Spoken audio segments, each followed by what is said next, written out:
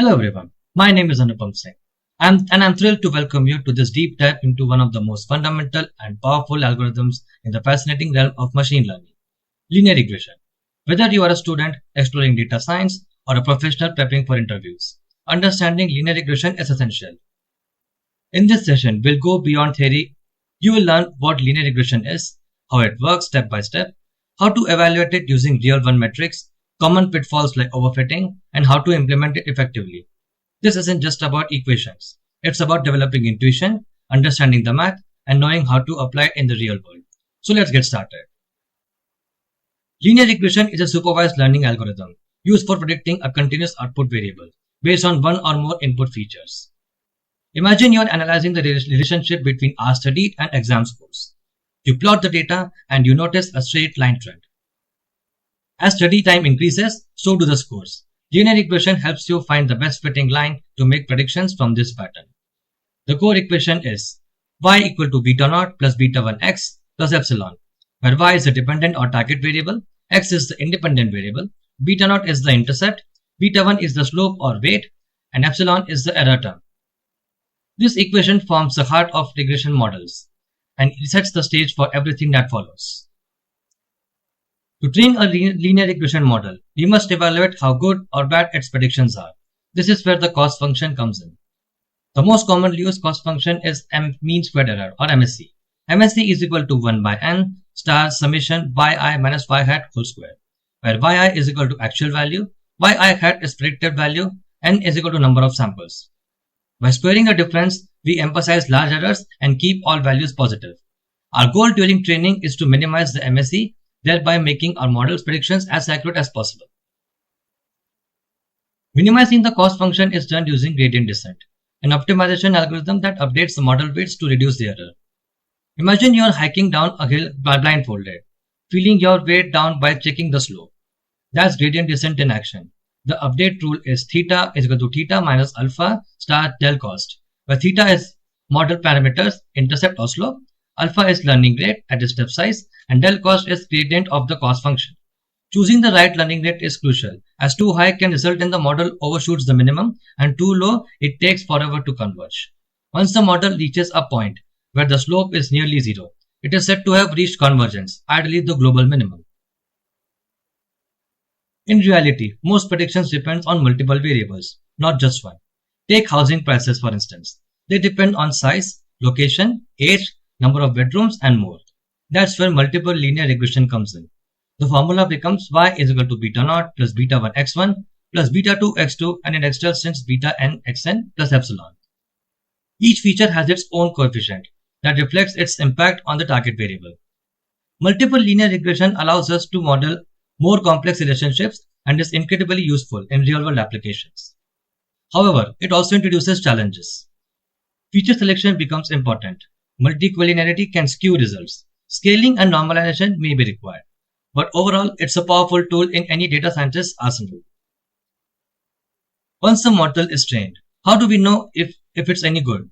That's where performance metrics comes in. They help us evaluate the accuracy and readability of our predictions. Let's break down the most important ones. R squared. R squared represents the proportion of variance in the target variable that is explained by the model. R squared is equal to 1 minus SSR by SST, where SSR is equal to sum of squared residuals and SST is total sum of squares. A value of 0 means the model explains nothing, whereas 1 means perfect explanation. But be cautious. R squared can be misleading, especially when we have many features. Adjusted R squared. Adjusted R squared improves on R squared by counting the number of predictors used. It tells you whether adding more variables actually improves the model or not. It penalizes excessive irrelevant features, making it more reliable for multiple regression. Adjusted R squared is equal to 1 minus R squared star n minus 1 divided by bracket n minus k minus 1, where n is equal to number of observations and k is the number of predictors. Mean absolute error. This is the average absolute difference between predicted and actual values. MAE is equal to 1 by n multiplied by mod of yi minus yi hat. It is intuitive, easy to interpret, and less sensitive to outliers. Mean squared error. This squares the errors before averaging and averaging, so large errors get penalized more than small ones. MSE is equal to 1 by n star summation of yi minus phi hat whole square. Now, it is ideal when large mistakes are especially bad in your use cases. Root mean squared error. RMSE is just the square root of MSE, bringing the error metric back to the same unit as the target variable. RMSE is equal to square root of MSE. Lower values of MAE, MSE and RMSE indicate better performance. When to use what? Use MAE when all errors are equally bad. Use RMSE when large errors are worse. Use adjusted R-square when comparing models with different number of features. Using multiple metrics gives you a well-rounded view of model performance. Let us talk about one of the most critical challenges in machine learning, the trade-off between overfitting and underfitting. Underfitting. It occurs when the model is too simple to capture the underlying pattern. It performs poorly on both training and test data. The symptoms are as follows. Model exhibits high bias, high error on training and test data, and it is often caused by missing features or overly simplistic models. Overfitting. It occurs when the model is too complex. It memorizes training data, including the noise and outliers. Its symptoms are, it showcases low error on training data, high error on test data, high variance and poor generalization. How to avoid overfitting? Use cross-validation. Simplify the model by removing unnecessary features. Apply regularizations, that is lasso or ridge. Collect more training data. Use feature selection techniques. The goal is to strike the right balance, where your model learns patterns that generalize well to new data. Ordinary least squares. The most widely used method for estimating parameters in linear regression is ordinary least squares, OLS. OLS minimizes the sum of square differences between actual and predicted values, also known as residuals. Why is OLS so popular? It is fast and efficient, it is easy to interpret, and it produces the best linear unbiased estimators under certain assumptions. Remember, OLS assumes linearity. It means linear relationship between predictors and output. Independence. No correlation between residuals. Homoscedasticity. Constant variance of errors. No multicollinearity. It means features should not be highly correlated. Normally distributed errors. OLS can be implemented easily using libraries like stats model in Python, which gives p-values, confidence intervals, and diagnostic plots. So where is linear regression used in the real world? Here are just a few areas. Finance, for predicting stock prices and returns. Real estate, for estimating the house prices.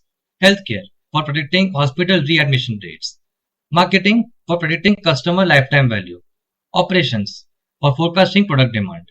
Despite being a simple algorithm, it is highly effective and explainable, making it the go-to tool for many business problems. Let's wrap up. Linear regression teaches us how to model the relationships, how to evaluate and improve predictions, and how to make models that are both accurate and interpretable. By mastering it, you are not only building a foundation in machine learning, but also gaining tools that can be applied in almost any domain. Thank you for staying till the end. If you found this useful, please share it with your network. Follow me for more content, and let's connect on LinkedIn. Your feedback helps me grow, and who knows, maybe your next job offer will start with a conversation sparked by this very video. Until next time, keep learning and keep building.